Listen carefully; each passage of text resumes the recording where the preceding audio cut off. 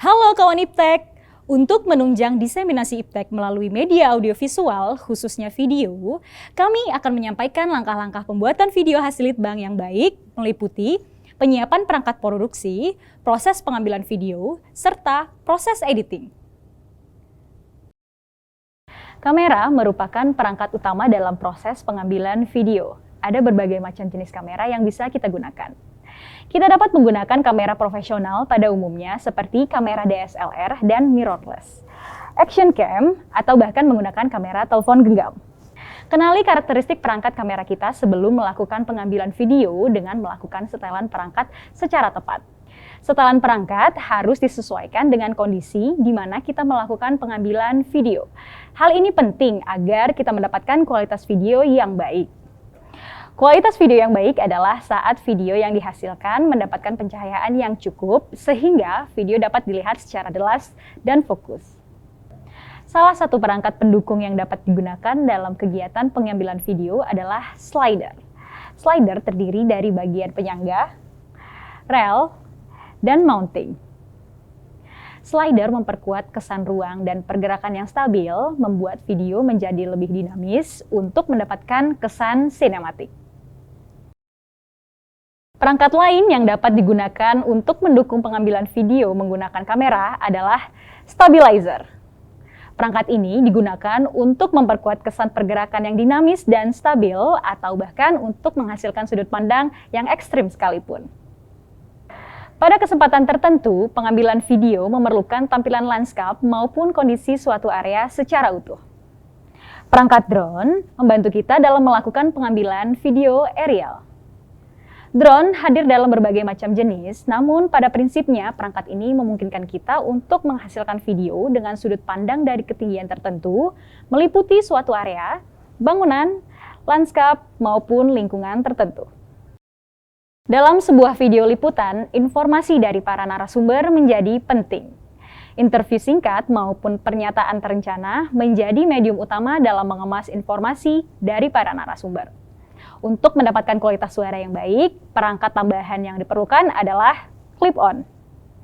Perangkat ini memungkinkan kita untuk mendapatkan keluaran suara yang jernih dan mengurangi kebisingan yang mungkin muncul di area pengambilan video. Dalam pembuatan video, seringkali dibutuhkan voice over atau narasi pengantar.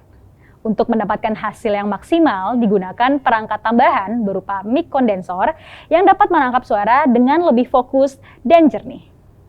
Dalam memulai pengambilan video di satu lokasi tertentu, kenali terlebih dahulu lingkungan sekitar.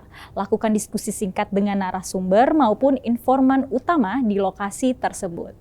Lakukan pula diskusi singkat dengan para talent agar kita bisa mendapatkan adegan yang tepat. Pastikan seluruh perangkat siap digunakan untuk proses pengambilan video.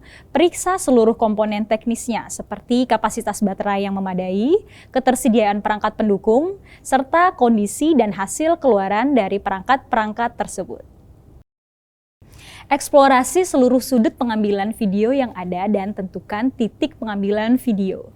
Buat badan kita bergerak untuk melakukan eksplorasi karena dengan memperkaya sudut pengambilan video, hasil dari video tersebut akan semakin kaya dan menarik. Sebelum melakukan interview, pastikan daftar pertanyaan maupun naskah interview telah siap. Lakukan diskusi singkat dengan narasumber sehingga narasumber akan merasa lebih rileks dan mengurangi ketegangan yang biasanya terjadi dalam proses pengambilan video. Penyusunan storyline merupakan faktor terpenting dalam memulai proses pengambilan video dan editing pada akhirnya. Dengan storyline kita bisa memetakan tidak hanya alur cerita, namun juga perencanaan kebutuhan pengambilan video. Sehingga proses pengambilan video dapat berjalan lebih efektif dan efisien. Pada prinsipnya, editing video merupakan pemilahan hasil pengambilan video untuk disatukan menjadi alur cerita yang utuh menggunakan software editing video. Saat ini, banyak software yang dapat mempermudah pengerjaan editing video.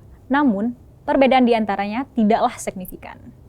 Dari beberapa software editing yang ada, kami merekomendasikan dua software editing video yang umum digunakan, yaitu Adobe Premiere Pro dan Wondershare Filmora. Dua software tersebut kami pilih dengan mempertimbangkan beberapa aspek, yaitu 1. Mudah dipahami dan digunakan. 2. Merupakan software yang umum di kalangan editor. 3. Mempercepat pengerjaan video. Dan 4. Mengakomodir beberapa output file yang ada. Namun pada praktiknya, pilihlah software editing yang nyaman dan mudah bagi Anda. Jangan lupa, selalu berlatih untuk mendapatkan hasil yang baik. Seringkali sebuah video menampilkan tambahan data atau informasi baik mengenai nama serta jabatan narasumber ataupun keterangan waktu serta tempat dari lokasi tersebut. Dalam editing video, informasi tersebut dikenal dengan istilah lower third. Penyajian lower third pada umumnya dibuat konsisten, hal ini untuk menjaga identitas dari institusi agar dapat terus dikenali dalam video-video berikutnya. Konsistensi bentuk dari lower third ini dituangkan dalam sebuah template yang berguna untuk mempercepat proses editing video. Identitas institusi tidak hanya dalam bentuk lower third, melainkan dapat berupa bumper in dan bumper out. Pada umumnya, identitas institusi baik berupa logo ataupun judul disajikan secara menarik melalui bumper in. Durasi bumper in umumnya tidaklah panjang, sekitar 5-20 detik dan disajikan pada awal video. Selanjutnya, identitas institusi bisa disajikan melalui bumper out ataupun tautan lanjutan dari video yang telah disediakan berikutnya. Demikian langkah-langkah pembuatan video hasil litbang yang baik. Ingat selalu untuk terus berlatih dan menerapkannya pada setiap hasil litbang di lingkungan institusi Anda.